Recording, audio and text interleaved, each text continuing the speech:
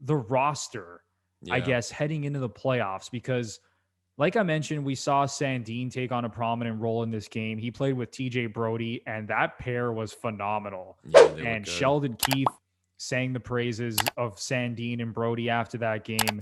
Sandin has been awesome. You look at the underlying numbers, he leads the team in Corsi for percentage since returning from his injury on April 20th. Really, Another stat to bring up, Lepore, scoring chances for percentage. So when Sandin is on the ice, the Leafs have been unreal in terms of scoring chances in all situations, not just 5-on-5. He is number one on the team. So when he's on the ice, the Leafs are getting more scoring chances with him than any other player on the roster at the moment since that's he returned crazy. from injury. Like that just shows you how good this guy has been. And it really has given the Leafs a major X factor come playoff time.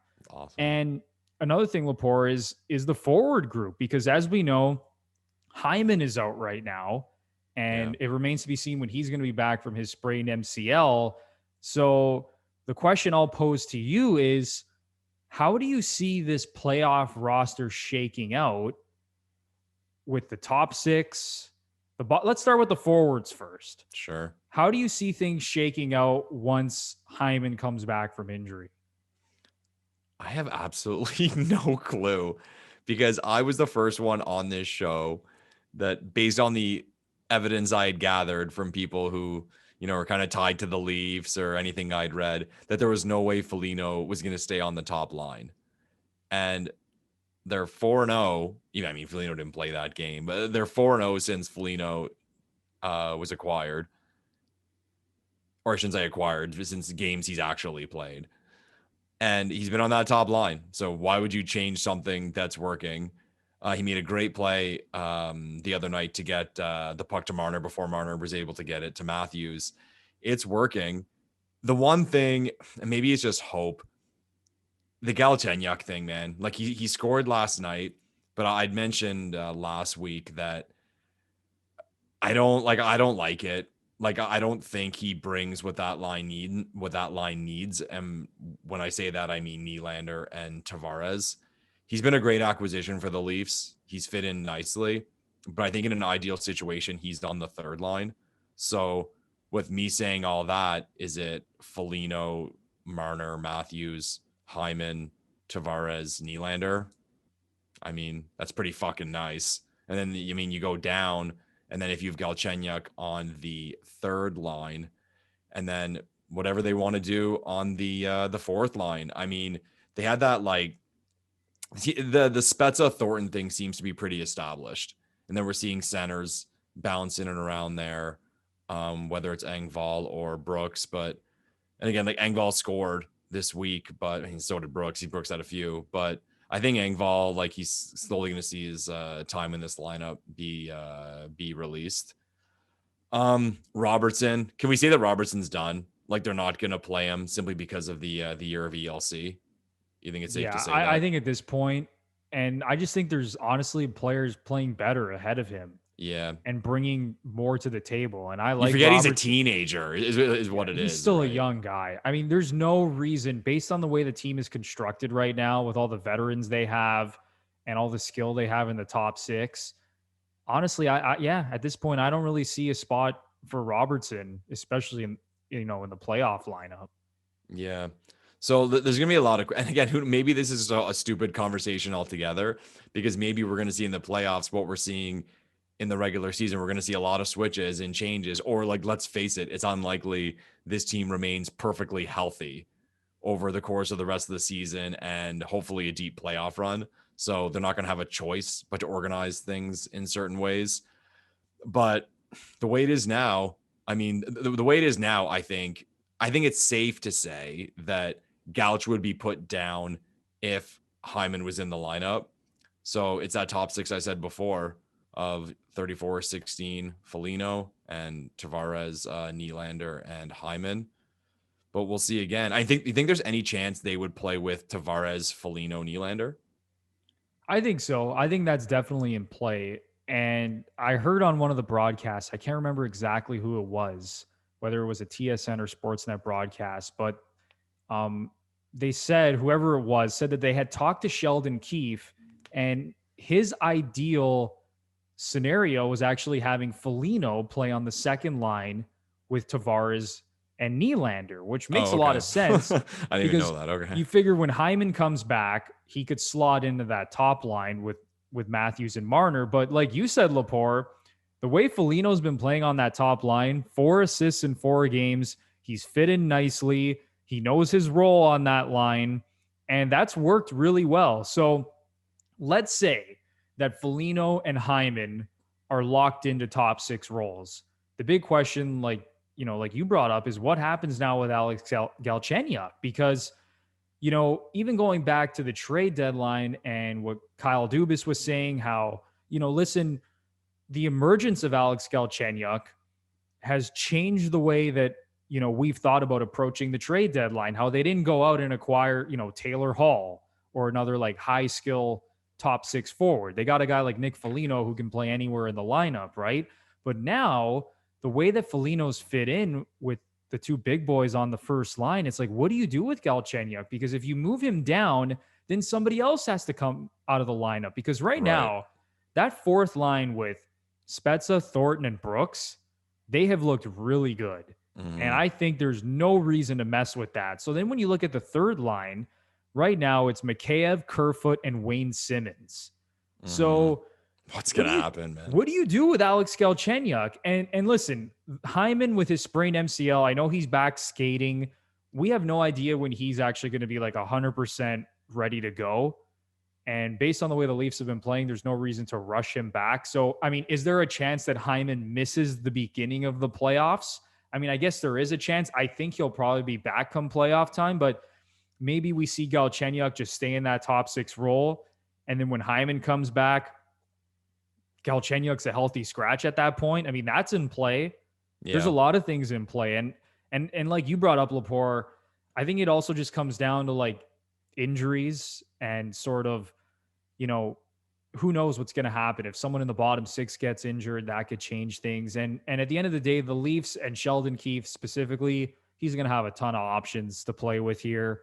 There's so many different directions he can go in, specifically with the Leafs bottom 6. So yeah, man, at this point, it's like you said, really, who the hell knows at this point? I mean, there's so many scenarios in play with how this roster could shake out come playoff time. Yeah. I think Galchenyuk, I'll say disappearing either by way of getting thrown weight on the lineup or off the lineup completely is not off the cards.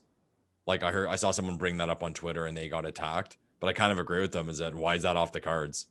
Like if the top 6 are humming without him, and then when that opportunity comes available, and then the bottom 6 is pretty established and looking nice, what do you do? Like why would you fuck shit up if you don't have to? No, it's totally in play because ideally, I don't think Sheldon Keefe wants Galchenyuk in a bottom 6 role. Yeah, it's weird. Yeah.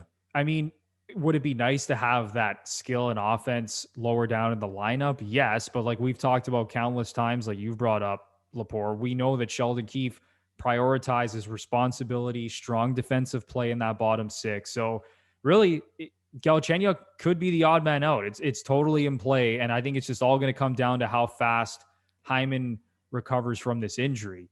Lepore, another thing we should talk about briefly is also how the defense core is going to Yeah. shake out because, I mean, at this point, it's a lock. Sandin is in this lineup come playoff time. I would be absolutely stunned if he is not a regular in this 6-man unit. So then that brings up the question: is Dermott the odd man out? Justin Hall, who's been struggling, like what happens with that pair? Does he stick with the Muzzin and Hall pair going into the playoffs? I Mhm. mean, there's a lot of questions here, Lepore. So what's your take on the situation with the decor right now? We should start off by saying that we're very grateful to be able to have these conversations because in years past, Leafs fans weren't able to have these conversations at Absolutely. all. We were scrapping around like, yeah, so Marenson's going in and some guy we've never heard of, but no, like the D, I don't know, man, because we seem so comfortable early on with the 4 of Muzzin, Riley, Brody, and Muzzin, Hole, Brody, and Riley. But now Sandine comes in And it's like, you can't be taking minutes away from a guy who looks this good. I mean, if he's earning his spot, he's earning his spot. And then at the bottom, I mean, Dermot Bogosian is nice. They've been a good third pair. So I don't know. Decisions are going to have to be made. And I'm sure they're in those rooms right now talking about it. But I guess the simplest solution would be Hall moves down. Like however they distribute the minutes and they make the pairings, I would say like I can't see anything else happening really. I mean, Muzzin, Brody, or Riley are not going to get pushed to the third pairing. And then by logic, well, we're not going. I'll say it like right now. I think we would all agree Sandin is better than Hall. Like, you could make an argument that Sandin is like one of the top 2 or 3 defensemen on the team right now. Yeah, that's like really it's not a hot take. It's not a hot take to say he should be on the top pairing. So I guess to answer the question, I would say the only thing that could possibly happen is Hall moves down. And then between those, the 4 of Brody, Muzzin, Riley, and Sandin, whatever they want to do with those 4, whatever they think works better and who's playing whatever side they're comfortable on. But I guess that's it. And then I guess Dermott moves to number 7 and you have a Bogosian Hall third pairing.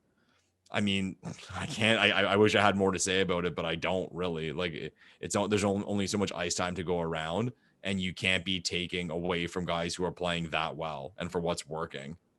This has been, in my opinion, the most interesting development of the entire season because, Leaf fans were really excited about Nick Foligno, but guess what? The biggest late season ad the Leafs made was not Nick Foligno. It was getting Rasmus Sandin back from injury. And I talked about the advanced stats and how good he's been. He has been excellent since coming back from his fractured foot. And it has really thrown a wrench into things here in a good way because you need to play this guy. And, thinking about Justin Hall, he's really struggled. You look at the underlying numbers, like the scoring chances against at 5-on-5. I mean, even just like the goal differential with him on the ice at 5-on-5, like it hasn't been pretty recently. But here's the thing. I think the Leafs still like to have like that left shot, right shot. Yeah. So I wouldn't be surprised at all if he just sticks with the top 4 that we've been seeing. And we know that Brody's obviously very comfortable playing on the right side as a left shooting defenseman. So you got Riley, Brody, Muzzin, Hall. And at this point, we talked about this on the last show. I think it's going to be Sandin and Bogosian on that bottom pair. Now, Bogosian, when he got injured, they were saying he's a month away from coming back with that upper body injury. So honestly, at this point, it looks like he's probably going to miss the start of the playoffs. So I think Dermott's job is going to be safe for the next, let's call it 2+ weeks. Mm-hmm. But man, oh man, the way that Sandin's been playing, he deserves minutes. And if you're telling me that Hall is going to be playing, 21 minutes a game in the playoffs and Sandin's only going to be playing 15.5 minutes a game, I don't think that's the formula for success, Lepore. No. I don't want to see Justin Hall playing 5 more minutes a game in the playoffs than Rasmus Sandin. So yeah, again, though, Sheldon Keefe has a lot of like good problems to deal with right now, and Kyle Dubas as well for that matter. So let's leave it in their hands. They're smart guys. I'm sure they're going to figure out the best combinations here, but this is definitely something to look out for as we head into these final 6 games and into what is hopefully going to be a long playoff run. Yeah.